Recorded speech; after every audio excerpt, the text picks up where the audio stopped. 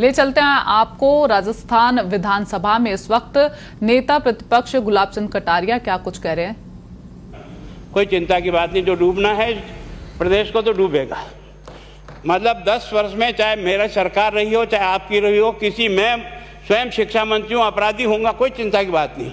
लेकिन आप कम से कम इन 10 सालों से इन जितनी कोचिंग संस्थाएं चल रही है, इनकी जितनी परीक्षाएं हुई है, उनके परीक्षा के रिजल्ट के साथ आप एक टीम लगा करके इनका पोस्टमार्टम करो, तब आपको समझ में आ जाएगा कि ये बीमारी कहाँ से चली है। ये बीमारी इन व्यवसायियों के थ्रू चली है। मैं और आप पेपर आउट करेंगे, पेपर लाऊंगा, 5 लाख दे दूंगा, 8 लाख दे दूंगा। मैं क्या 2 करोड़, 5 करोड़, 8 करोड़ दे सकता हूँ क्या? ये सारे के सारे जो पैसे देने वाले बड़े बड़े दिग्गज लोग हैं, जो कोई 10 करोड़ में पेपर ले जाता है, कोई 3 करोड़ में ले जाता है, कोई 2 करोड़ में ले जाता है, फिर अपने कोचिंग संस्थान में रिजल्ट लाता है और उसके बाद बड़े बड़े पोस्टर बाहर लगाता है, मेरा 100% सिलेक्शन। ये है बीमारी की जड़। अगर मार करना चाहते हो तो यहाँ करो, तब तो जाकर के इसको कोई रोक सकोगे। बाकी से केवल मन को संतुष्ट करने का काम करो तो ये राजस्थान के उस गरीब बच्चे के साथ न्याय नहीं होगा, जो बड़ी मुश्किल से पढ़ता है, अपने घर में बूढ़े माँ बाप को भूखे मार के पढ़ता है और उसके बाद परीक्षा के लिए जाता है, रोता हुआ घर लौटता है। क्या दुख नहीं होता है? हम लोगों के मन में कोई रहम नहीं है कि आखिर उस बच्चे का क्या होगा जो अपनी बड़ी पीड़ा के साथ पढ़ रहा है। इन सारे पैसे वाले लोगों के पास में आपने सारी सरकारी नौकरियों को भेज दिया। मैं बहुत कड़वा सच बोल रहा हूँ। आज जो पिछले 8 साल में नौकरी में लगे ना, उन सब का भी पोस्टमार्टम कराओ, आपको लगेगा आधा फर्जी मामला निकलेगा। कोई है नहीं, कोई सोचने वाला है इस पर कि आखिर उसके दर्द को कौन जानेगा? है ना। जिस प्रकार से हमने परीक्षा के माध्यम से इन पैसे वाले लोगों को उतार करके सारे के सारे उन गरीबों की आशाओं के ऊपर पानी फेर दिया। रात और दिन पढ़ता है, भूखा प्यासा पढ़ता है, घर बेच करके पढ़ता है, खेत बेच करके पढ़ता है, लेकिन जब उसका सिलेक्शन नहीं होता तो जहर खा के मरता है। कोई इस पीड़ा को समझने के लिए तैयार नहीं है। और हम इस कानून को ला करके दुनिया को बताना चाह रहे हैं कि हमने इतना बड़ा कानून कर दिया, इस कानून से कुछ भी नहीं होगा। मैं आज आपको कह रहा हूँ, ये जो आपने नए प्रावधान जोड़े हैं, मैं सोचता हूँ कि मुझे कुछ बोलने की इच्छा नहीं, मुझे बहुत दुख है इस बात का। क्या होगा ये?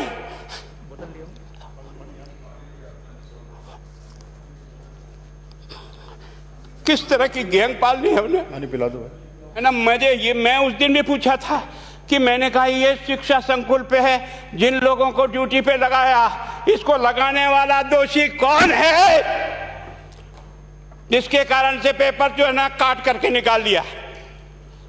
ये तो ठीक है, भाग्य हमारा अच्छा था कि सवाई माधोपुर की घटना छूट गई और एसओजी को उसमें हाथ में लग करके कुछ केस लग गया।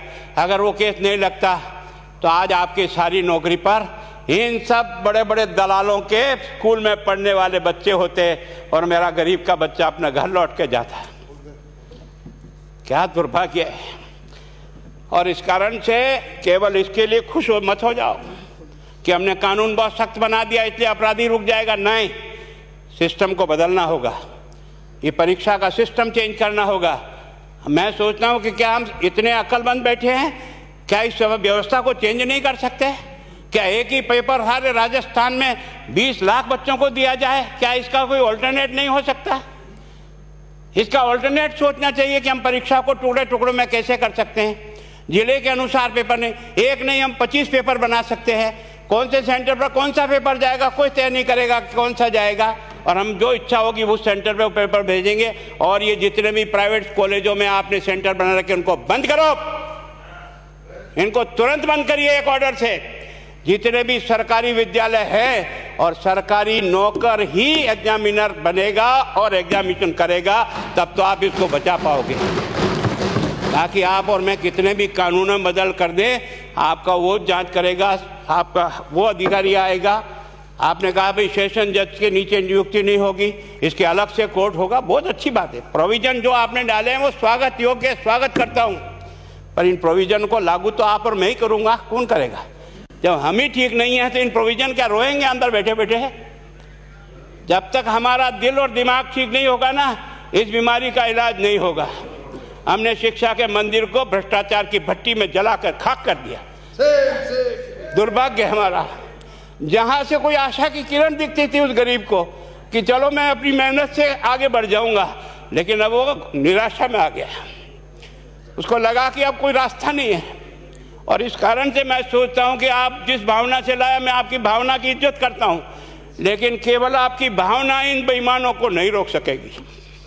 इसको रोकने के लिए हमको सिस्टम को बदल करके और तुरंत उस पर ध्यान करना चाहिए। कानून 302 का बना हुआ है, क्या मर्डर रुक गए? आप भी जान रहे हो, रोज के रोज पोक्सो कोर्ट में आजीवन कारावास हो रहा, क्या व्यभिचार रुक गया है?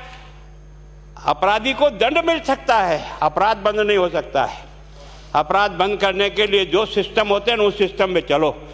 एकमात्र इस देश में भ्रष्टाचार की भट्टी में देश जल रहा था, केवल और केवल एक तरह से प्रत्येक व्यक्ति का खाता खुलवाकर देश के प्रधानमंत्री में सारा का सारा बेनिफिट उसका सीधा खाते में डाला। बेईमानों को चोट लगी नहीं लगी, उस तरफ अपना दिमाग बचाओ, उस तरफ अपना दिमाग लगाओ।